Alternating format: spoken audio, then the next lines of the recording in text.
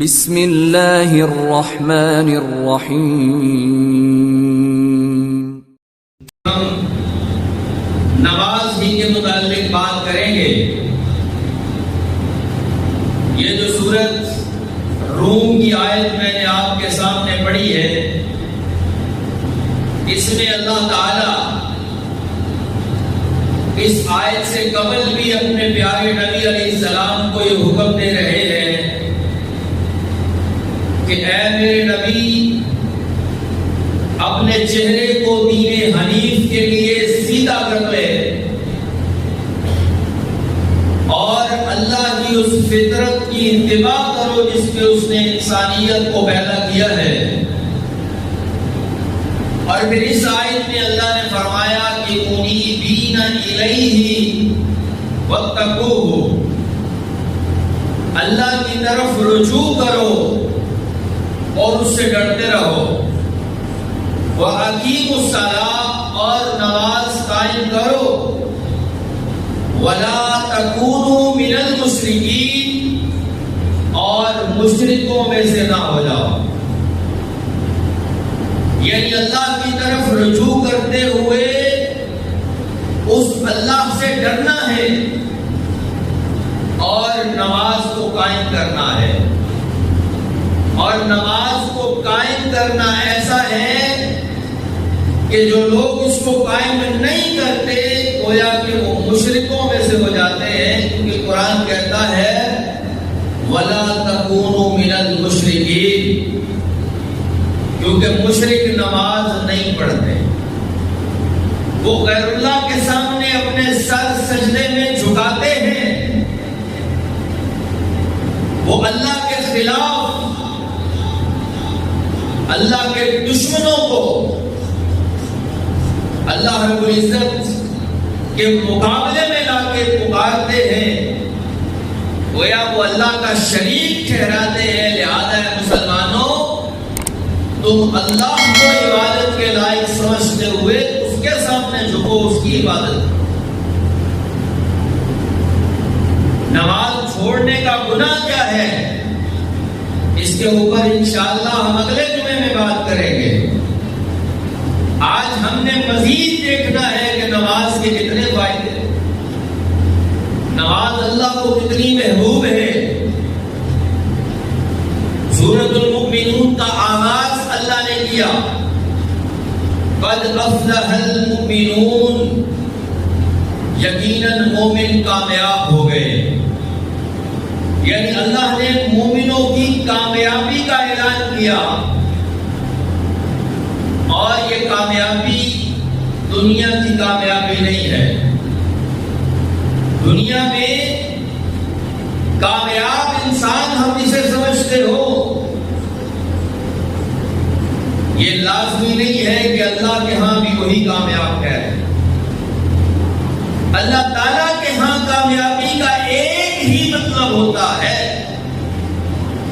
فَأَمَّا مَنْ أُوتِيَ كِتَابَهُ بِيَمِينِهِ، جسے قیامت کے دن اس کا اعمال نامہ دائیں ہاتھ میں دے دیا گیا، وہ کامیاب۔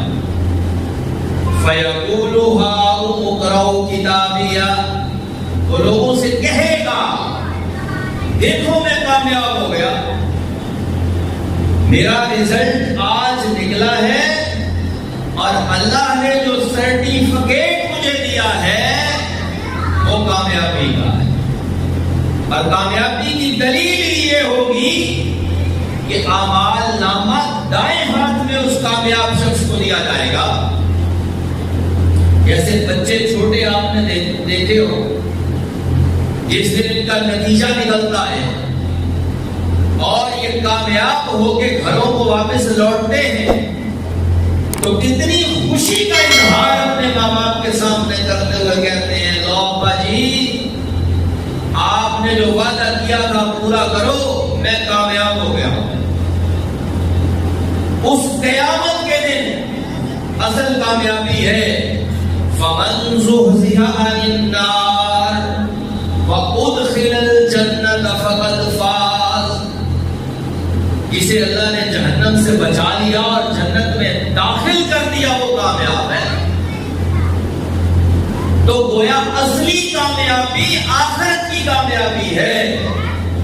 دنیا تو گزر رہی، میری بھی، آپ کی بھی، ہم سے امیر لوگوں کی بھی اور ہم سے غریب لوگوں کی بھی دنیا تو گزر رہی ہے اور اسے گزرنا ہی ہے۔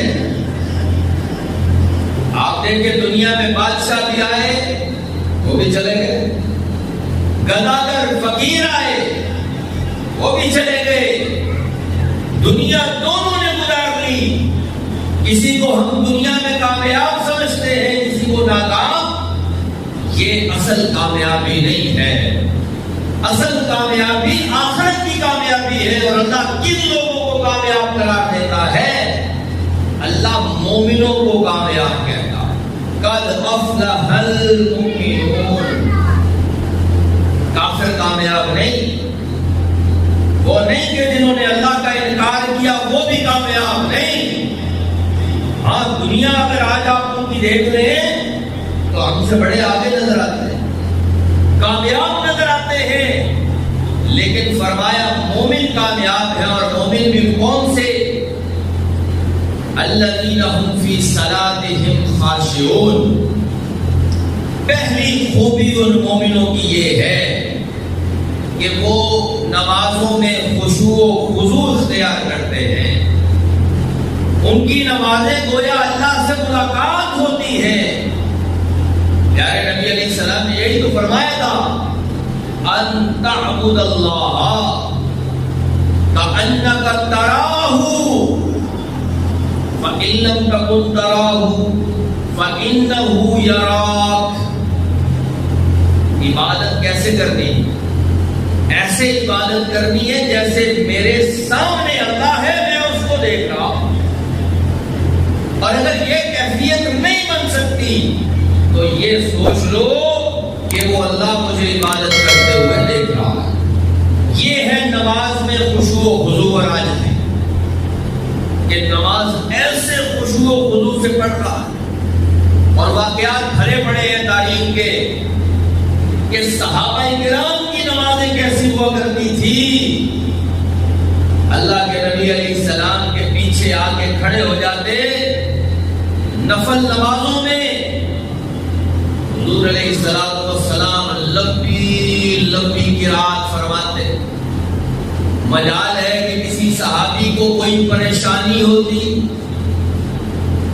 اور وہ جو نماز تراویح اور صلاۃ اللیل کی احادیث ہیں ان کو پڑھو تو انسان حیران ہی ہو جاتا کہ پہلے دن یا پہلی رات جب صحابہ کرام نے اللہ کے نبی کے ساتھ قیام کیا تو فرمایا گویا آدھی رات کا قیام، اگلی رات پھر مزید صحابہ کرام ذوق اور شوق سے آئے۔ ہمارے یہاں کیا ہوتا ہے، ایک دن اگر امام مسجد میں نماز لمبی کر دے تو اگلے دن صفیں کم ہونا شروع ہو جاتی۔ ادھر صحابہ کرام کی حالت یہ تھی کہ آدھی رات تک نبی کریم نے صلی اللہ علیہ وسلم قیام فرمایا، اگلی رات صحابہ زیادہ تعداد میں آئے، ایک دوسرے کو بتایا، مزید صحابہ۔ اگلے دن تو پیارے نبی علیہ السلام نے آدھی رات سے بھی زیادہ قیام فرمایا۔ تیسرے دن پھر صحابہ کرام اور زیادہ تعداد میں آئے کہ مسجد بھر گئی صحابہ سے، اور اللہ کے نبی علیہ السلام نے اتنی دیر تک قیام فرمایا کہ صحابہ کہتے ہیں ہمیں ڈر لگا کہ کہیں شہری کا وقت ہی نہ ختم ہو جائے، اتنا لمبا قیام۔ اور چوتھی رات پھر صحابہ کرام کا جمع کثیر موجود تھا قیام کے لیے، لیکن اللہ کے نبی تشریف نہ لائے کہ کہیں میری امت پر یہ نماز بھی فرض نہ کر دی جائے اور ان کے لیے مشکل نہ ہو۔ وہ جو صحابہ کے واقعات ہم پڑھتے ہیں کہ بارڈر کے اوپر کھڑے ہو کے نماز پڑھ رہے تھے، دشمن کا تیر آ کے جسم میں پیوست ہو جاتا ہے، خون بہنا شروع ہو جاتا ہے، لیکن صحابی کی نماز نہیں ٹوٹتی. کسی نے پوچھا نماز ختم کر لیتے؟ اجازت دی ہے شریعت نے. فرمایا نہیں، میں ایسی صورت پڑھ رہا تھا نماز میں، میرا دل ہی نہیں چاہا کہ میں اس صورت کو ختم کر دوں. نماز کا مزہ صحابہ کرام لیا کرتے تھے، عبادت کا مزہ لیا کرتے تھے، اس طرح نماز پڑھا کرتے تھے. یہ تو خشوع و خضوع کی بات ہے کہ اتنا زیادہ مگن ہو جانا نماز میں کہ سمجھنا کہ میں اللہ کو دیکھ رہا ہوں. یہ کیفیت پیدا کی جائے تو یہ ان مومنوں کی نشانی ہے کہ جن کے بارے میں اللہ نے کامیابی کا اعلان کیا ہے کہ یہ مومن کامیاب ہو گئے. پھر مزید اللہ نے ان کی خوبیاں بیان فرمائی، لیکن آخر میں اللہ نے پھر یہی بات کی کہ وہ مومن کامیاب ہوئے ہیں کہ جو اپنی نمازوں کی حفاظت کرتے ہیں. والذین هم علی صلواتہم یحافظون. حفاظت کیا ہے؟ کہ میری کوئی نماز ضائع نہ ہو جائے. اور نماز تو نماز، صحابہ کرام تو یہاں تک حفاظت کرتے تھے کہ میری کوئی رکعت ضائع نہ ہو جائے.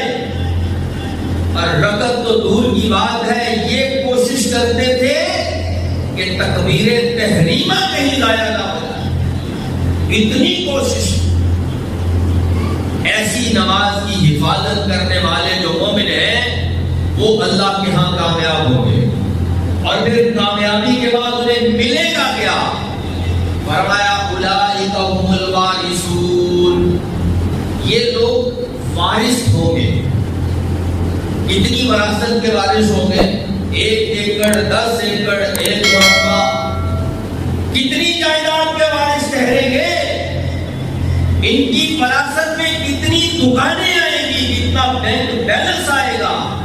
فرمایا نہیں، الذین یرثون الفردوس ہم فیہا خالدون. یہ جنت الفردوس کے وارث ٹھہریں گے. اور جنت الفردوس وہ جنت کا اعلیٰ مقام ہے کہ جس سے اوپر کوئی مقام نہیں. اسی لیے پیارے نبی صلی اللہ علیہ وسلم نے فرمایا جب بھی اللہ سے جنت مانگو تو جنت الفردوس کا سوال کرو. اور ہم فیہا خالدون. یہ نہیں کہ اس میں 2 دن رہنا ہے، 4 دن رہنا ہے، 10 دن رہنا ہے. ہم فیہا خالدون. اس میں ہمیشہ ہمیشہ کے لیے رہنا ہے. یہ ہے انعام ان مومنوں کی کامیابی کا. اور اس میں ایک بڑی وجہ ہے انسان کی نماز ادا کرنا، نماز میں خشوع اختیار کرنا اور نماز کی حفاظت کرنا. لہذا میں اور آپ بھی ان خوش نصیب مومنوں میں شامل ہو سکتے ہیں کہ جنہیں اللہ نے کامیابی کا اعلان کرتے ہوئے سرٹیفکیٹ دیا ہے. اگر میں اور آپ بھی اپنی نمازوں کو اسی طرح کا بنا لیں، حفاظت کرنے کی کوشش کریں نماز کی کہ میری نماز ضائع نہ ہو جائے. اور نماز تو اتنی اعلیٰ عبادت ہے کہ یہ انسان کو گناہوں سے بالکل صاف کر دیتے ہیں، بالکل گناہوں سے بچا لیتی ہے. کیونکہ اس نماز کے شروع سے لے کے آخر تک انسان اللہ رب العزت سے معافیاں ہی مانگتا چلا جاتا ہے. پہلے اللہ کی تعریفیں کرتا ہے اور پھر اللہ سے معافیاں مانگتا ہے. اور اللہ کو یہی تو پسند ہے کہ پہلے بندہ میری تعریف کرے، پھر میرے نبی پہ درود بھیجے، پھر مانگے جو مجھ سے مانگتا ہے. اللہ کو یہی ادائیں پسند ہے اور یہ نماز کا حصہ ہے. اسی لیے نبی کریم علیہ الصلوۃ والسلام ایک دن ایک درخت کے قریب گئے. اس درخت کی ایک شاخ یعنی ٹہنی کو آپ علیہ السلام نے پکڑ کر ہلایا. ہلانے سے اس کے پتے گر گئے. اللہ کے نبی علیہ السلام نے فرمایا کہ جو آدمی اچھی طرح وضو کر کے نماز پڑھتا ہے، اللہ اس سے گناہوں کو ایسے ہی جھاڑ دیتا ہے جیسے شاخ سے پتے جھڑ گئے. ایسے جیسے کپڑے کو آپ جھاڑتے نہیں گرد سے، اسی طرح دھو کے جھاڑتے ہیں، اس کا سارا پانی اور گرد گرتی ہے. یہی نماز ہے. نماز ایسے گناہوں کو جھاڑ کے رکھ دیتی ہے. اتنی اعلیٰ عبادت ہے. اور نبی کریم علیہ الصلوۃ والسلام نے فرمایا کہ جو شخص گھر سے وضو کر کے نکلے، اچھی طرح سے وضو کیا گھر میں اور پھر گھر سے نکل پڑا، اللہ کے گھروں میں سے کسی گھر کی طرف جا رہا ہے، یعنی اس کا رخ مسجد کی جانب ہے، اور مسجد میں جانے کا اس کا مقصد ہے نماز کی ادائیگی، فرض کی ادائیگی. تو فرمایا کہ وہ جب گھر سے نکلتا ہے تو مسجد پہنچنے تک وہ جتنے بھی قدم اٹھاتا ہے، اور ایک حدیث میں ہے دایاں قدم اٹھاتا ہے تو اللہ نیکیاں لکھتا ہے، اور بایاں قدم اٹھاتا ہے تو اللہ گناہ اس کے مٹاتا جاتا ہے. اللہ اکبر. اتنی اعلیٰ عبادت. آپ جانتے ہیں انسان کتنے گناہ کرتا ہے انجانے میں، نہ جانتے ہوئے بھی انسان سے کتنے گناہ سرزد ہوتے ہیں. نگاہوں کی غلطیاں، کانوں کی غلطیاں، ہاتھوں کی غلطیاں، بہت سارے گناہ ہیں جو انسان کے اوپر ہوتے ہیں، اور ان گناہوں کو اتارنے کا طریقہ نماز ہے. جیسے پیارے نبی علیہ السلام نے فرمایا کہ تم گناہوں کی اس جہنم اور آگ میں چلتے رہتے ہو یہاں تک کہ نماز کا وقت آ جاتا ہے، اور جو نماز پڑھتے ہیں وہ نماز ان گناہوں کو دھو دیتی ہے، وہ نماز ان گناہوں کو بالکل صاف کر کے رکھ دیتی ہے. یہ تو اللہ کی بہت بڑی بلیسنگ ہے، اسے انگلش میں جیسے کہتے ہیں. اللہ کا بہت بڑا انعام ہے، بہت بڑا اللہ کا انعام اور اس کی رحمت ہے جو اللہ نے ہمارے لیے اتار دی، جس کی آج امت مسلمہ پرواہ نہیں کرتی. اور دیکھیے کہ یہ ایمان کو چیک کرنے والی چیز ہے.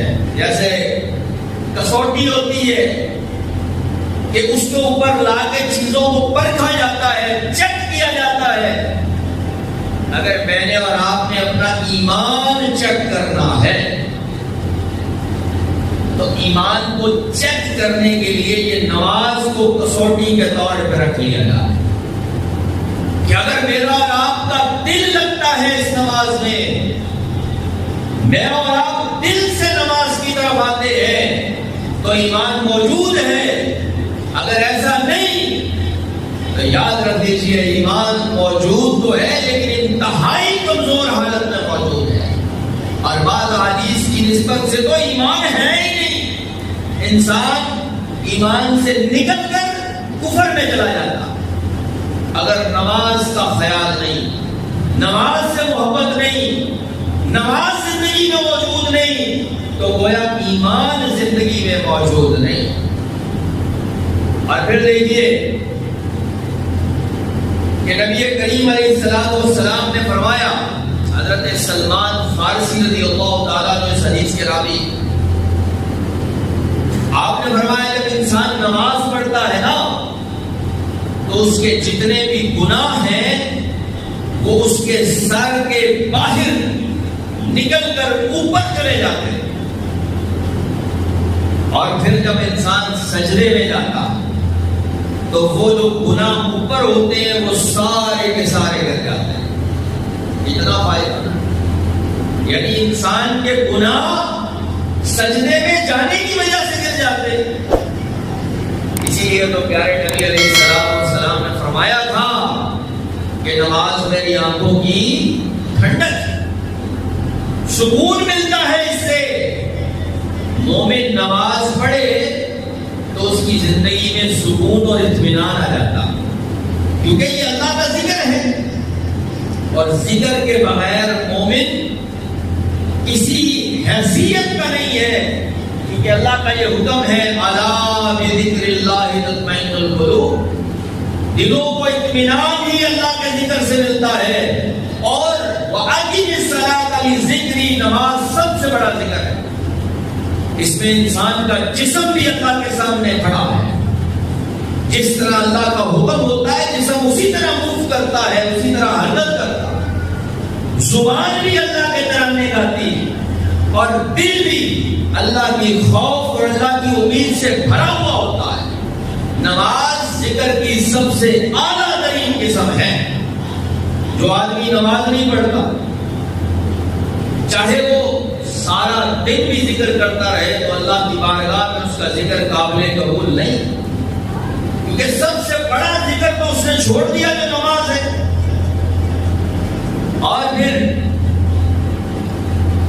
نبی کریم علیہ السلام نے فرمایا کہ مثل الذی یذکر ربہ والذی لا یذکر ربہ مثل الحی والمیت.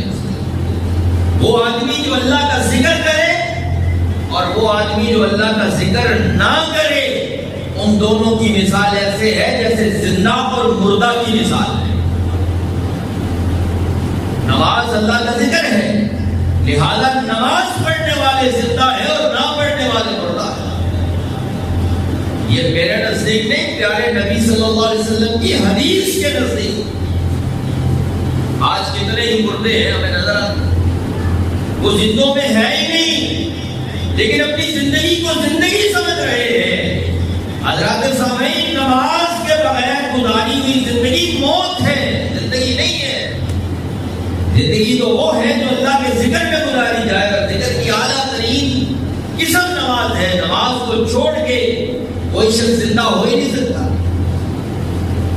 پیارے نبی علیہ السلام سے پوچھا گیا، اللہ کے نبی، ای الاعمال احب الی اللہ، اللہ کو کون سے اعمال سب سے زیادہ پسند ہیں کہ جن اعمال کو اللہ پسند کرتا ہے؟ آپ صلی اللہ علیہ وسلم نے فرمایا الصلاۃ علی وقتها، نماز کو اس کے وقت پر پڑھنا اللہ کو سب سے زیادہ پسند ہے. ثم، پھر اس کے بعد فرمایا بر الوالدین، والدین کے ساتھ نیکی کرنا، اس نے سلوک کرنا. ثم، پھر اس کے بعد الجہاد فی سبیل اللہ، اللہ کے راستے میں جہاد کرنا. اور آپ علیہ السلام کا یہ ارشاد مبارک آپ نے بہت دفعہ سن رکھا کہ سب سے پہلے قیامت کے دن نماز کا حساب ہوگا. اول ما یحاسب به الصلاۃ، سب سے پہلے نماز کا حساب لیا جائے گا. اگر یہ ٹھیک ہوئی فَإِن صَلُحَتْ فَقَدْ أَفْلَحَ، تو بندہ کامیاب. لیکن وَإِن فَسَدَتْ، اگر یہ اس میں انسان کامیاب نہ ہوا فَقَدْ خَابَ وَخَسَرَ، وہ آدمی ناکام اور خسارے والا کہلائے گا. اب اتنی دفعہ یہ حدیث ہم نے سن رکھی ہے، شاید ہمیں یہ گنتی بھی یاد نہ ہو کہ کتنے علماء سے ہم نے یہ حدیث سن رکھی ہے، کتنی دفعہ ہم نے یہ حدیث پڑھ رکھی ہے، سن رکھی ہے، بیان کر چکے ہیں علماء کرام بے شمار دفعہ. لیکن معاذ اللہ یہ کہنا پڑتا ہے کہ آج شاید مسلمانوں کو پیارے نبی صلی اللہ علیہ وسلم کی اس حدیث پہ یقین نہیں، کیونکہ اگر یقین ہوتا تو اس یقین کو عملی جامہ پہنایا جاتا. آپ کسی طالب علم کو یہ کہہ دیں کہ بھائی یہ پہلا سوال ہے، لازمی سوال ہے، آنا ہی آنا ہے، مجال ہے کہ وہ طالب علم سب سے پہلے اس کی تیاری نہ کرے. اور یہاں امت مسلمہ کو پیارے نبی علیہ السلام بارہا یہ کہہ چکے ہیں کہ اے میرے امتیوں، سب سے پہلے نماز کا اللہ نے پوچھا ہے. اگر اس میں کامیاب ہو گئے تو کامیاب، اور اگر اس میں ناکام ہو گئے تو نامراد اور خسارہ پانے والے. ہم کہتے ہیں دیکھ لیں گے، ہم کیا کہتے ہیں، جب حساب ہوگا تو دیکھ لیں گے. یہ تو مولویوں کی بنائی ہوئی باتیں ہیں. نہیں میرے بھائی، یہ اللہ کے اس پیغمبر کی باتیں ہیں جو آخری پیغمبر ہے، اور جس کی بات میں شک کرنا ہی انسان کو ایمان سے خالی کر دیتا ہے۔ اس پیغمبر کی کہی ہوئی بات ہے، یہ کسی مولوی کا قول نہیں ہے جو تمہیں بار بار یہ کہے کہ بھائی نمازی بن جاؤ، نمازی بن جاؤ۔ یہ تو اللہ کے نبی کی حدیث ہے۔ اور آپ صلی اللہ علیہ وسلم نے حضرت معاذ بن جبل رضی اللہ تعالیٰ عنہ کو یمن کا سفیر بنا کے بھیجا کہ اے معاذ جاؤ، یمن کے لوگوں کو اللہ کی توحید کا پیغام دو۔ سب سے پہلے جب وہ لا الہ الا اللہ کا اقرار کر لیں، انہیں یہ حکم دینا ہے کہ اللہ نے تم پر دن اور رات میں 5 نمازیں فرض کر دی۔ یعنی پہلا حکم جو ایمان لانے کے بعد انسان کو ملتا ہے وہ نماز کا۔ اسی لیے نبی علیہ الصلوۃ والسلام نے فرمایا مروا اولادکم بالصلاۃ وهم ابناء 7 سنین۔ بچہ جب 7 سال کا ہو جائے تو اسے نماز کا حکم دو، نماز سکھاؤ، اسے قیام سکھاؤ، اسے رکوع سکھاؤ، اسے قوما سکھاؤ، اسے تشہد سکھاؤ، اس میں نماز میں پڑھے جانے والے سارے اعمال سے سکھاؤ۔ کتنی عمر کا ہو جائے؟ 7 سال کا ہو جائے۔ اور وَضْرِبُوهُ عَلَيْهَا وَهُمْ 10 سنین۔ اور اگر 10 سال کے ہو جانے پہ نماز نہ پڑھے تو انہیں سزا دو، انہیں ڈانٹو، انہیں مارو، انہیں زبردستی نماز کی طرف لے کے جاؤ۔ کتنی عمر کا؟ صرف 10 سال کی عمر کا۔ وَفَرِّقُوا بَيْنَهُمْ فِي الْمَضَاجِعِ۔ اور ایک اور مسئلہ، ان کے بستر بھی الگ الگ کر دو۔ 10 سال کی عمر کو پہنچنے والے بچے کو زبردستی نماز کے لیے لے کے جانا ہے والدین نے، لیکن اگر والدین خود ہی نہیں جائیں تو بچے کو زبردستی کہاں سے لے جائیں؟ سوچنے کی بات تو یہ ہے، نماز اگر اتنی اہم نہ ہوتی تو اللہ کے نبی 7 سال کی عمر میں اس کا حکم نہ دے کہ بچے کو سکھاؤ۔ پتا چلا کہ یہ بہت ضروری ہے، کیونکہ جو چیزیں بچپن میں سکھا دی جاتی ہیں آپ جانتے ہیں پوری زندگی کو نہیں بھولتی، اور جو چیزیں بچپن میں نہ سکھائی جائیں پھر بڑی مشکل سے آتی ہیں۔ اسی لیے امت کو اگر نمازی بنانا ہے، حضور کو پتا تھا، تو بچپن سے نمازی بنانا۔ اس لیے یہ بہت اہم ترین عبادت ہے، اس کی ابتدا اور آغاز 7 سال کی عمر سے ہو جانا چاہیے، کیونکہ یہ اسلام کا عملی پہلو ہے، یہ پریکٹیکل ہے۔ تو لہذا اس عملی پہلو کو 7 سال کی عمر میں اپنایا جانا چاہیے۔ اور دیکھیں نمازیں کتنا فائدہ دیتی ہیں انسان کو،